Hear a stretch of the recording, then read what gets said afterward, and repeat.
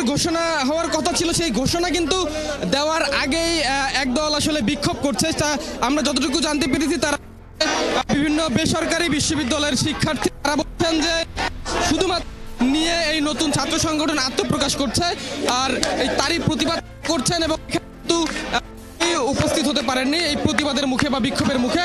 এখানে কিন্তু শিক্ষার্থীরা, প্রাইভেট বিশ্ববিদ্যালয়ের যারা শিক্ষার্থী রয়েছেন, তারা স্লোগান দিচ্ছেন। তারা বলছেন যে প্রাইভেট বিশ্ববিদ্যালয়ের শিক্ষার্থীদের এই বৈষম্য বিরোধী অস্বীকার, তাদের তারাই এই নতুন ছাত্র সংগঠন ঘোষণা করা হচ্ছে, তার প্রতিবাদ শুধুমাত্র ঢাকা বিশ্ববিদ্যালয়ের বলয় থেকে একটি ছাত্র সংগঠনের আত্মপ্রকাশ করা হচ্ছে। এর ফলে অন্যান্য যে বিভিন্ন শিক্ষা প্রতিষ্ঠান রয়েছে তাদের আন্দোলনকে অস্বীকার করছে। প্রতিবাদ এখন পর্যন্ত বিক্ষোভের মুখে কিন্তু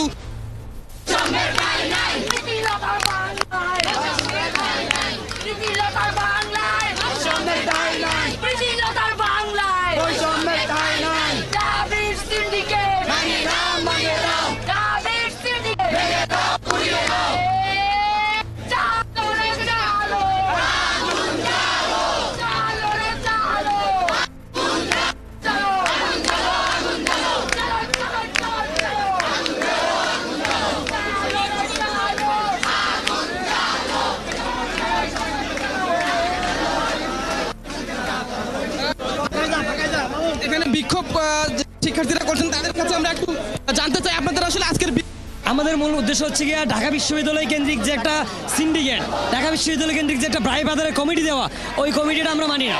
আমরা যাচ্ছি বৈষম্য বিরোধী ছাত্র আন্দোলনের এই ফেসিস্ট হাসিনাকে পতন করছে, সেম এইভাবে এখন সকল ছাত্র সংগঠন নিয়ে সবার মতামতের ভিত্তিতে সবাইকে পাইরুটি দিয়ে তারপর একটা ছাত্র সংগঠন করা হোক। এখন যে ঢাকা বিশ্ববিদ্যালয় কেন্দ্রিক ঢাকা বিশ্ববিদ্যালয়ের যে সিন্ডিকেটটা ভেঙে দিতে চাচ্ছি আমরা।